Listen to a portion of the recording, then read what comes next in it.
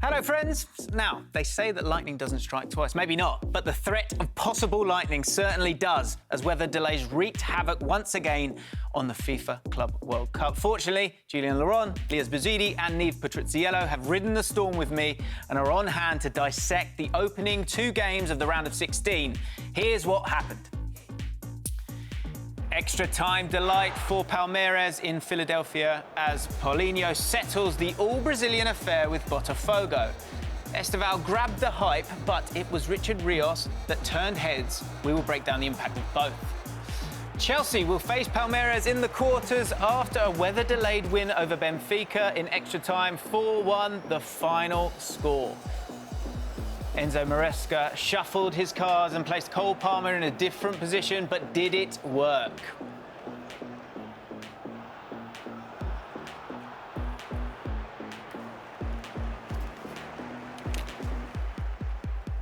Okay, plenty of activity on social media today. And remember, you can get involved to let us know your thoughts and give us your comments using the hashtag #ThePressCWC. Lots of talk about Esteval, lots of talk about weather delays, all sorts going on today. It's been a long one, I'll be honest, for people. In terms of the quick impressions, guys, it's been a joy, hasn't it, Lias? It's just flown by today. Was there a delay? I didn't even notice. No, there was a delay. It's been a long time. It has been a feature of the tournament. It's getting to a point where it's kind of not a surprise now, right? True, although we've never seen anything like that. Chelsea, Benfica, end of the game with the 5 minutes. Benfica coming back after that 2-hour break, scoring the penalty to make it 1-1 to go to extra time. Like, I've never seen anything like this before. Ultimate drama. Yeah, and yeah, it did. I mean, I guess in the end of it all, it did add to the drama, massively so. Obviously, Chelsea and Palmeiras will be in that quarter-final, which is going to be very interesting on several levels. But there was lots for us to talk about as well. So let's get into it. So the Brazilian fans, they painted the streets of Philadelphia once again as the first round of 16 gave us an all-Brazilian affair between Sao Paulo's Palmeiras and Rio's Botafogo. Out in force, as you can see. Look at that, absolute chaos. Rocky in the background, apparently he's a Palmeiras fan.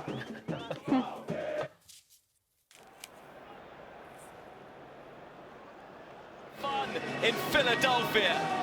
It's time for the carnival to continue, but only one of these two historic Brazilian clubs will be sambering their way into the quarterfinals of the FIFA Club World Cup. And here's Esteval. On the overlap, it's Piqueires. Really good ball in, and it's a whisker wide. Had he got a bit more of the tuck, it would have been 1-0.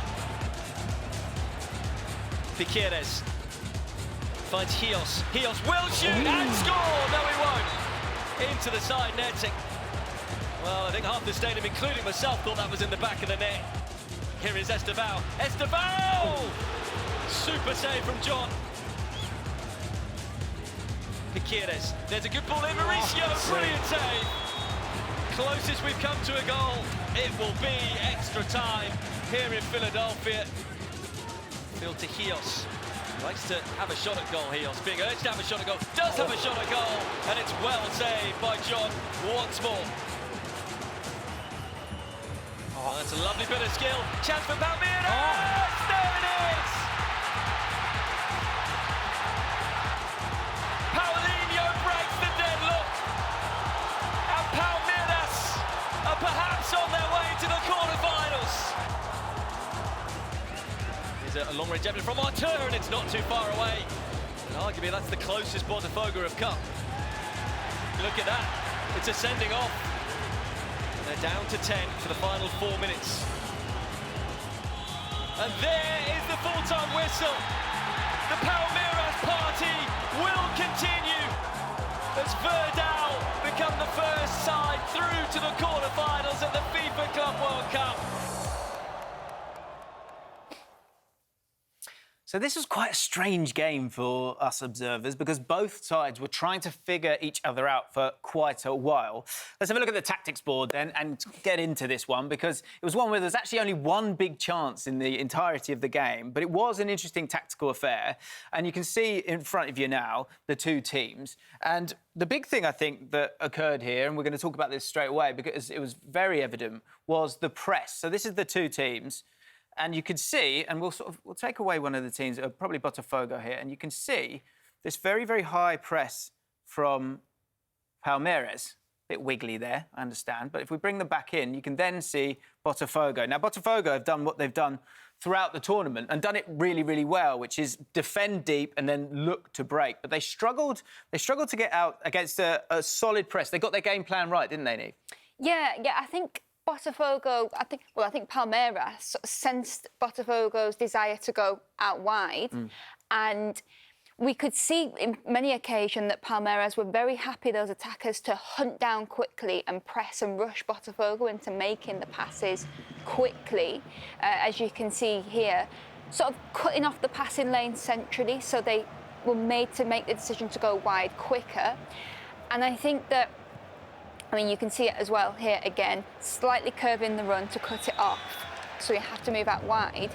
But here we noticed that they were a bit more static whilst it was here, and there was a small opportunity here for him to go centrally, but he changed his mind and he went right, and then he comes and he hunts him down straight away, goes down wide, loses the ball.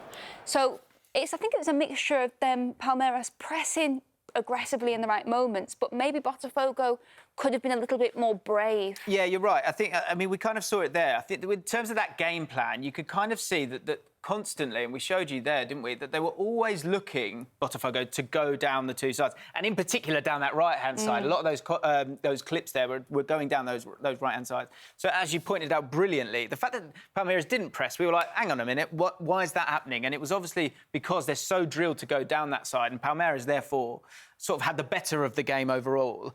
And were able to win the ball. Were able to win the ball high as well. But, as I say, only one big chance, and they were kind of struggling to create overall. And Esteval, we've spoken about him after kind of pretty much every game because he is such a big player for them. 42 touches in this game. Just one of his 5 dribbles were successful.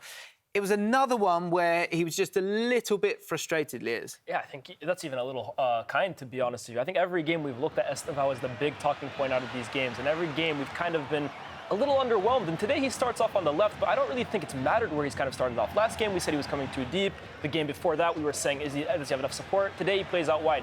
And he did have a few decent moments, but too often I felt that he got himself into physical duels, which is something that I think we can tell now Esteval doesn't really excel at. And I guess that's expected, right? Because he is 17 years old and he's very slight. But I actually thought he was a lot better when he was kind of utilizing his overlapping fullback or just trying to get balls across the box. One thing I will say about Esteval is I think the better version of him almost comes in those more central areas where he's closer to goal, kind of getting off shots, because at the moment, him trying to beat his man wide, 1v1, isn't really resulting in the success as regularly as you wanted. I think this right here kind of illustrates where Esteval can be the most dangerous. And unfortunately for him, he's just not getting in those areas often enough. So another frustrating day for Esteval. And I mean, he's going to have one more chance against his future team in Chelsea, coincidentally enough. But yeah, a little underwhelming for me. Yeah, I mean, there's been a lot of talk about the manager and him not being able to get the most out of Esteval. It's a wonderful one. If we just sort of sit with the Esteval debate for a second, obviously, I think I find myself feeling guilty almost in terms of kind of critiquing too much because he's a young lad. But there is so much hype, so much excitement about him, and he has got a huge move to Chelsea.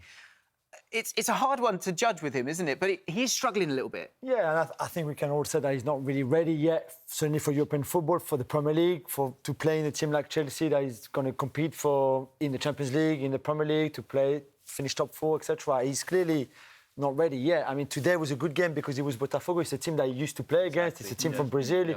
He knows all those players very well. Coming to Europe and play against teams he doesn't know, players he doesn't know, in systems and culture that he doesn't know, would be very different for him. Yeah. So clearly he's not ready, but Rodrigo was not ready and Vinicius were not ready either. It just would take them a bit of time. Yeah, I think there's some, like, I think this tournament, him and Mastantuono as well, too, two 17-year-olds, but I do think sometimes we're looking at them in different lens because they are poised to make a big move, so we're looking at them like make an impact. But I think it is very easy to forget that these are kids still. Yeah, and we understand that, and there's obviously there's years to come, and there's, like you say, there's little moments. Yeah. What does he need to do to get to the level where he can start for a club like Chelsea? Age. He just needs to grow. Honestly, it's the truth. Does that mean I'm ready for? I don't know about all that. I wouldn't go that far. No, I think he's just a few years away from being closer to the finished article, and I think that's absolutely fine. Players like Neymar, players like Yamal, those are once in a generation. So maybe we expected that he could potentially be close to them, but I think this tournament is showing that it's just a little too early for him. Yeah. What about Paulinho with his goal here? He's someone who's had a few struggles with injury, but it's back-to-back goals for him, both as a substitute, and it was a good goal, wasn't it? Yeah, good goal, and he's still not fit yet, to be fair. That's why he only came on after an hour and played only 40 minutes. We see him coming on. If you wonder if he's the same one for Bayer Leverkusen, it is the same one that used to be at Bayer Leverkusen, came home, and you see straight away how direct he is. He's played centrally instead of Estevao, who we replaced, who was on the left-hand side. But this is the pattern of the goal that will come next. You see the overlap from Piqueires there, then he comes inside, tries to shoot, this time it's blocked. And 10 minutes later, the same happened, but on the other side. That's Paulinho on the ball. The overlap from the fullback, he comes inside, and this time it works. And it's a good finish, although you will see on the next replay that he gets a little bit lucky. Barbosa deflects the goal that goes then between the legs of the other defender, and that's enough to really go... Bottled it. Bottled it, John, exactly. Sorry, I'm just recovering from that awful joke.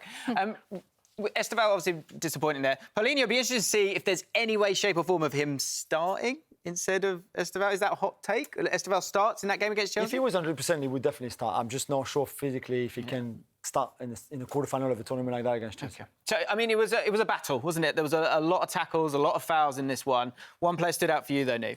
Yeah, in amongst a lot of, like you say, battling, physicality, brash tackles. Like high feet. Like a lot of people got whacked in the head today. There was a player with quite a lot of composure, and I thought that was Richard Rios. And I think that's because his sense of the space around him at all times was really good, and it meant that when he got the ball, he was great on the turn because he felt comfortable that he was turning into space.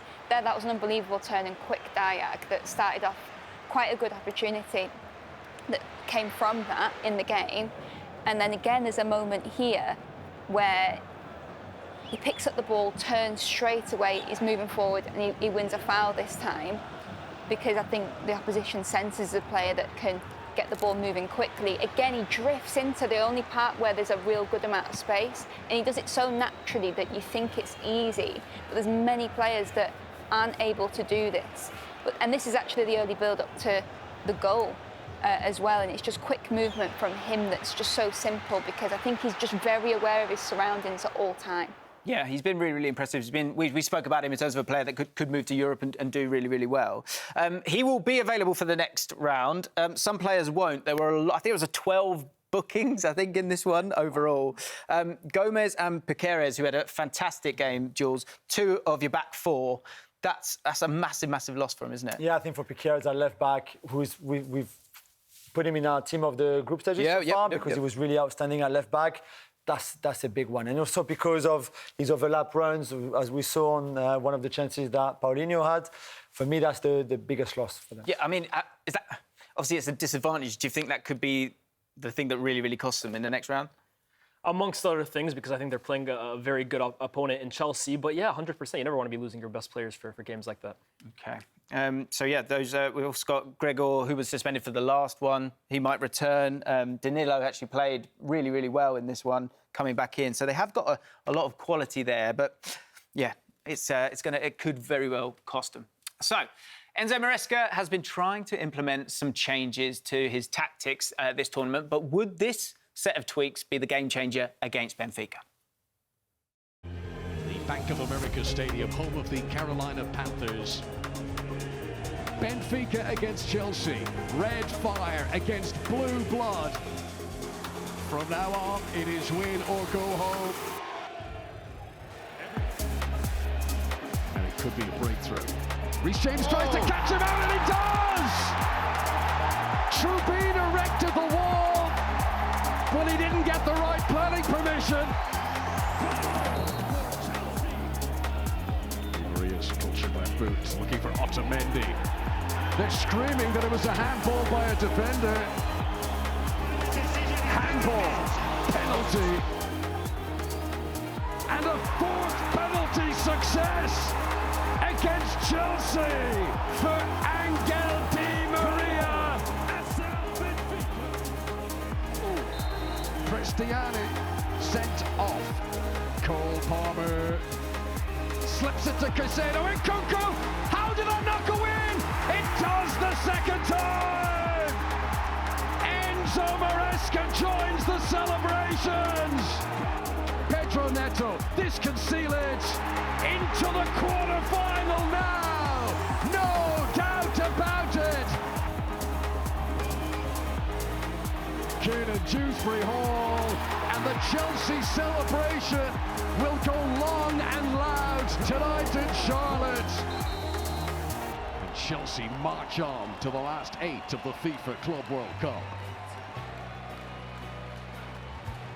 Incredibly late drama in this one, and people have got talking. You know, in the first 86 minutes before the 150-minute delay, there was a lot of good chat about Chelsea, which we're going to talk about, because there were some good elements to it. And people were saying Reece James is the best right-back in the world. And then, obviously, after all was said and done, so happy for Nkunku. Good to see that reaction from everyone as well. Obviously, he got pretty much the winner. He got that second goal. And here, Neto, disrespect, it needs to end, man. A proper 9, and all over. And all of a sudden, most of his actions make sense. I think that proper 9 is Liam Delap, I think. And then a bit of transfer news from Fabrizio Romano. Jamie Binu Gittins to Chelsea. Here we go. Deal agreed with the club from Borussia Dortmund, who, of course, are in the tournament still as well. But he's making the move. Big money, and they've got themselves another winger. Interesting stuff. So, Cole Palmer has been a talking point for us in this tournament, and this game was no different, but this time it was because he lined up in a completely different position. Let's have a look at how they looked on paper, and then once it got moved together. So this is them initially. You can see Palmer on that left-hand side. Once they were in possession, Palmer kind of moved into this more central area. And there's a few changes. We've seen it a lot with a lot of teams here. That's a shocking box, isn't it? Let's do a better one. There we go. Palmer kind of playing in that half space there on the left-hand side. Cucurella, who in the first game was moving inside, second game moving out wide. Fernandez, who's been in the middle, he's been on the left. Neto, who's been on the right, he's been on the left. So many different changes. And Lavia and Caicedo, who've been playing as a double pivot in this one as well. There's been lots and lots of changes, but the big one was about Cole Palmer. It was an interesting one to see him on that side. Is it one that you felt worked, Jules? I thought it was really interesting because, as you said, we've been seeing him on the right, in the centre, on the left. I mean, John Obi Mikel on our show before was saying like he should not play wide, and he didn't really play wide in a game because, as you explained, he played in the half space on the left-hand side, which still makes him quite a lot involved in a lot of things that Chelsea did well. And if we have a look at the clip and how they played with the ball and without the ball, you see a better idea of what his role was really. And then I think Niamh is going to talk about him in more details. But really, on the pitch, it was him being inside between the lines and with Enzo on the other side in support really of the Lab, who was playing as a number 9. Yeah. For those angle of passes from Lavia on one side. And you see the back three with Reece James coming inside, the double pivot that you just mentioned, Lavia, Caicedo, and then that line of 4 with the width coming from Cucurella on the bottom of your screen and Neto on the right, and then Enzo and Palmer in those half spaces. And those half spaces are good because you play between the lines, basically. And if the pass can find you, as you can see, well between the lines of 3 and 2 there from Benfica, then you can turn and you're in front of the goal. And they've done that a lot when they had the ball in the just before we stopped for the break, really. And our position, it was pretty much a 4-2-3-1 formation to go and press. But you see how aggressive they are. Colville following Pavlidis really high on that page. We see Badiashile doing it now as well and trying to go for the ball and pushing Benfica back. And Benfica really never got into the game, and they were lucky to get into extra time. But they were never able to develop their game because Chelsea were pressing them really well and keep putting them back into their own half. Yeah, so we're going to talk about Parma in a bit more detail in a second. But so the shape was that little bit different. Neve, there was someone that caught your eye in this game, Caicedo, who has played a lot of minutes this season. And in terms of his reputation, initially sort of struggling with that high price tag, he's come in and he was really, really impressive in this game for you, wasn't he? Yeah, in this game and for quite a long time. And I think this game just summarised what he's all about. Because we've seen that Maresca wants Chelsea to suffocate teams and play in the opposition half as much as possible. It doesn't want transitions, having to defend, running back. So what you need is a player like Caicedo and Lavia too, who is basically going to be in the right position all the time and can put out those fires before it turns into something a bit more dangerous. You see there again.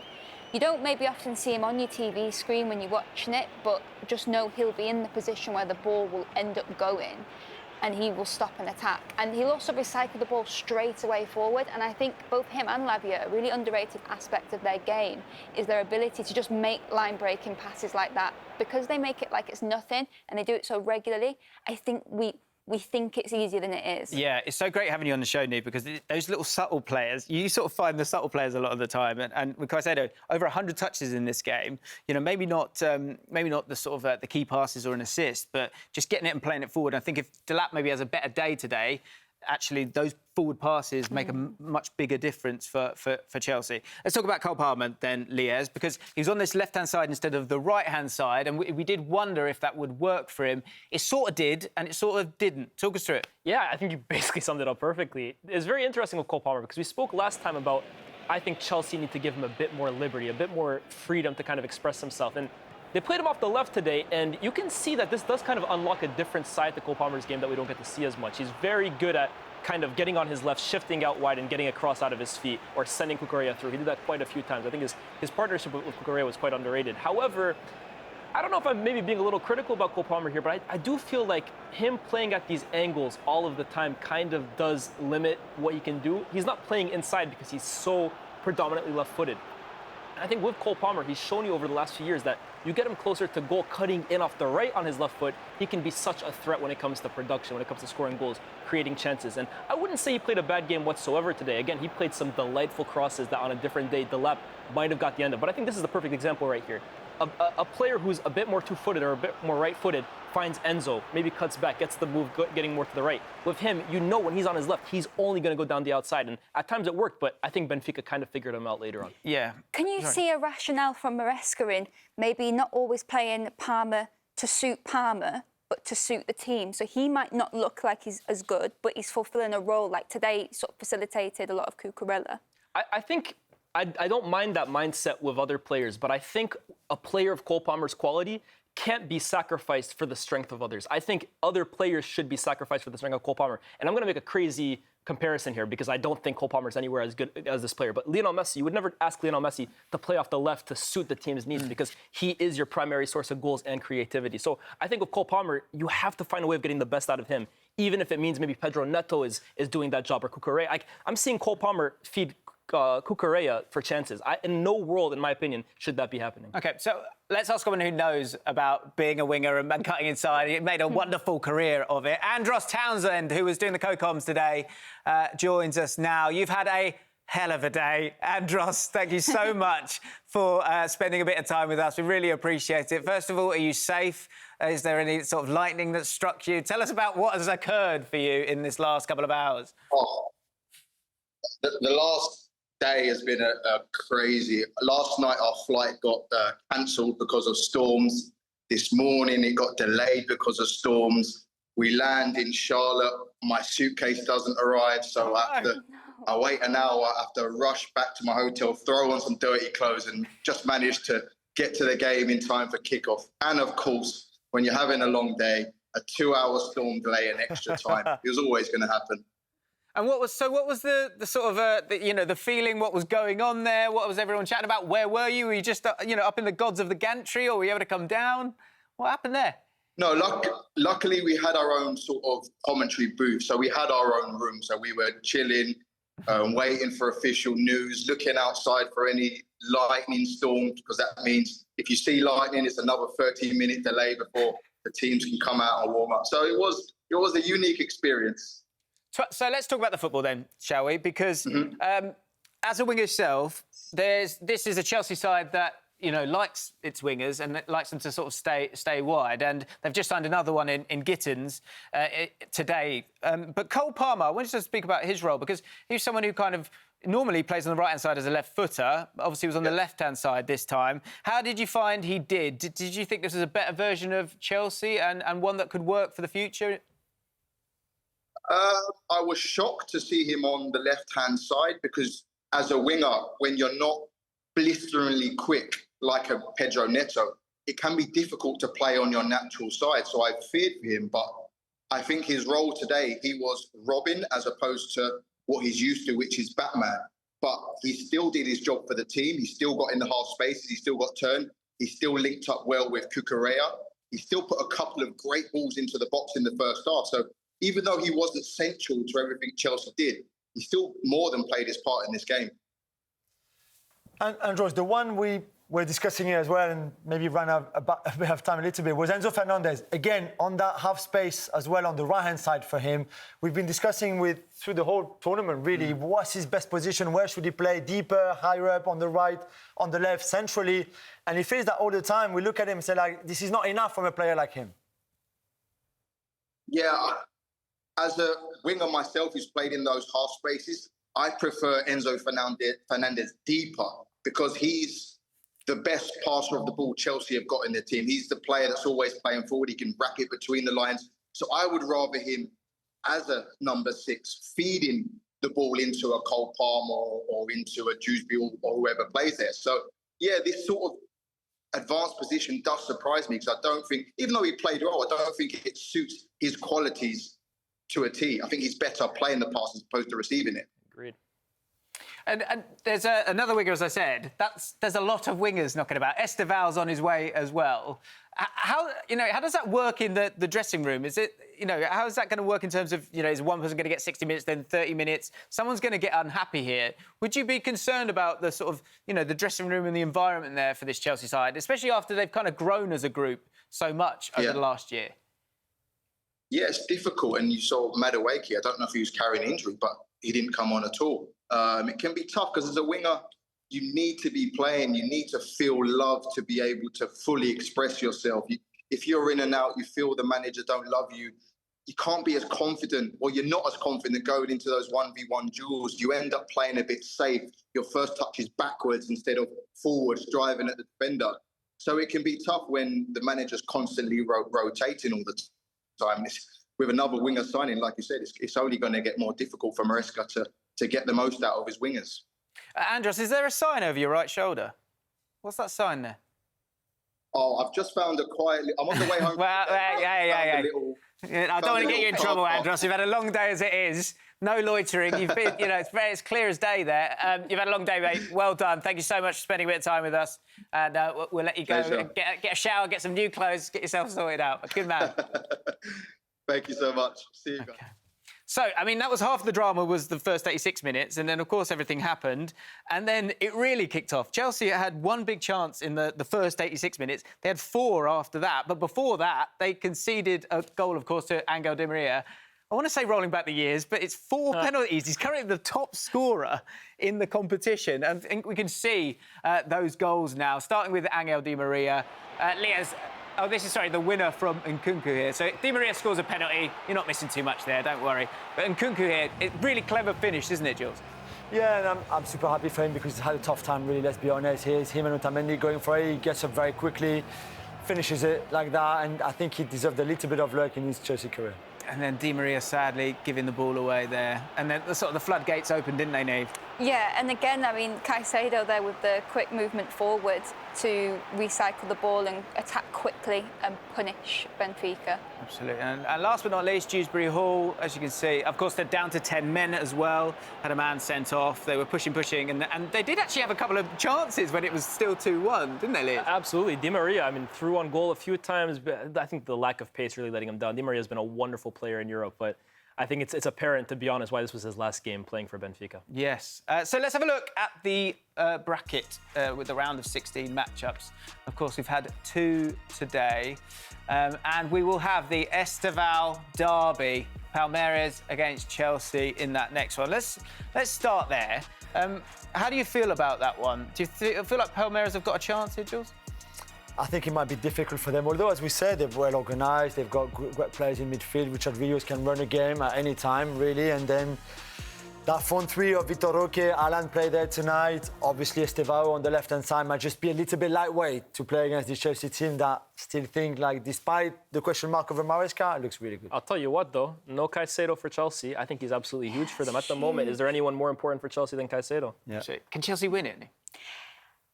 I think so. I also think, I question, are we too critical of Chelsea when they have performances? I feel like we might be always kind of looking, because the narrative around Maresca is very uncertain, are we always kind of looking for negativity where, you know, they did comfortably win 4-1? Yeah, I think, yeah. It's just there's question marks all the time. But that's what the press is for, so we're going to talk about that. So let's have a look at goal of the tournament, or goal of the group stage. We've got 5 that we've put together. Hopefully you'll enjoy it, because there's only 2 goals in the day, so we'll have a bit of fun here. My boy Lucas Ribeiro kicking us off. Mamelodi Sundowns, any chance to crowbar them in. Driving away, real pace. I remember watching it in the moment. It was absolutely stunning stuff. Jules, you're a Monterrey fan. You can talk us through this next one, which is going to be Jesus Baroda in a second. We've got a lovely little replay there. Lovely spider cam. Love that spider cam, yeah. Yeah, what a Ribeiro. Good boy.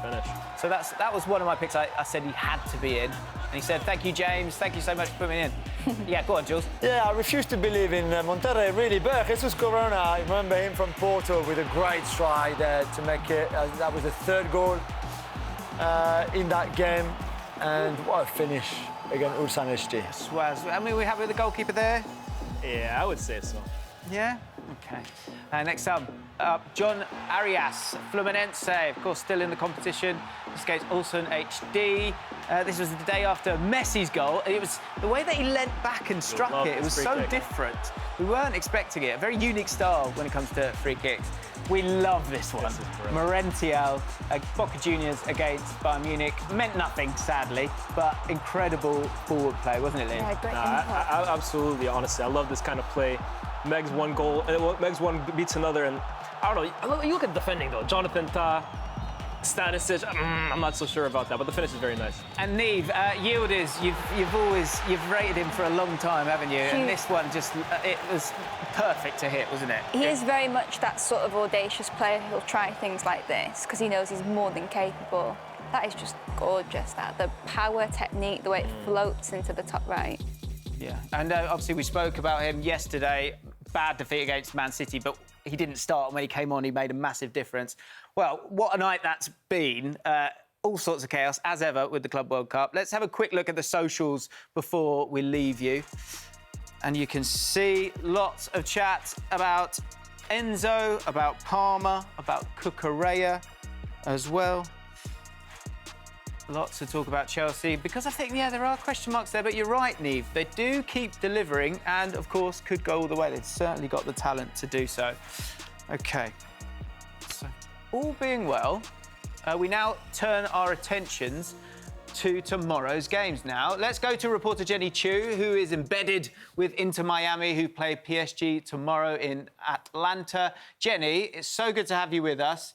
You've followed the press conferences today. What's been said? What are the top lines? Well, Javier Mascherano just continues to reinforce over and over again that their objective is to play their best game tomorrow. He's very aware that they're the underdog here and that everyone is taking PSG to win this. But he said that they need to impose their rhythm on the game, because if they allow PSG to impose theirs, then they are going to suffer in this match. He said PSG has shown that they are not the perfect team, so they know that they need to take advantage of the small amount of opportunities that they will be given in this. OK, and obviously Lionel Messi's always a story.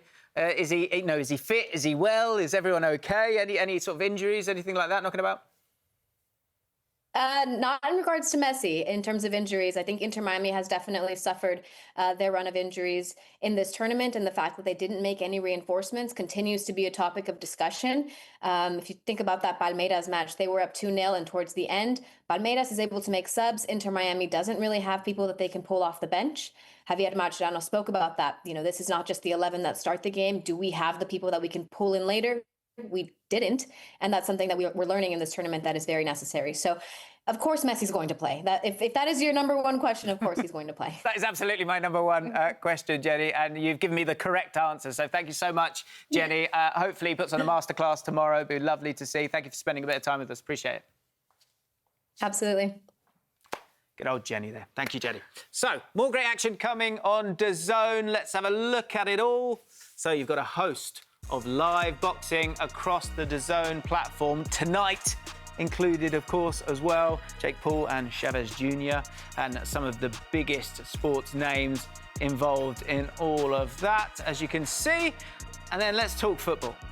We've got PSG versus Inter Miami. We just heard from Jenny there. She'll be there, of course, at 5 p.m. today. Flamengo versus Bayern Munich. That's 9 p.m. today.